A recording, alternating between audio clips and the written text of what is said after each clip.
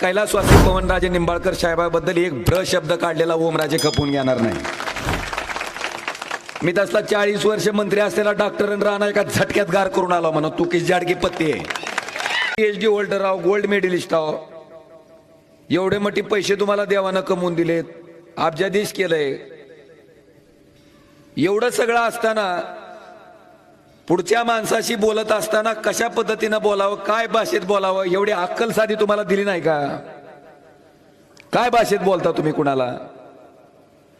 तुम्ही ही आईबापाच्याच पोटी जन्माला आलाव, आम्ही बी आईबापाच्याच पोटी जन्माला आलाव, मग नेमके तुमचे आईबाप तुमच्यावर संस्कार करायला कमी पडले का की तुम्ही दुसऱ्याच्या आईबापाला काही बोलता? ठीक आहे, देवानं तोंड दिलंय, तोंडातून कधीतरी चांगलं बाहेर पडू दे की कसा सारखं उठलं की सुटलं का गटार गंगा, उठलं की गटार गंगा, कधीतरी चांगलं बोलावं। बरं, मी ती बघतो, त्यांचं भाषण बघतो, काय भाषेत बोलते, खालची कॉमेंट वाचतो, मला वाटतं कॉमेंट जर वाटले तर चक्कर येऊन पडल माणूस एखादं। काय लिहितेत लोक त्याच्यात, काय बोलतेत तुम्हाला, म्हणजे तुम्ही बोललेलं लोकांना काय वाटतं ती तर बघा।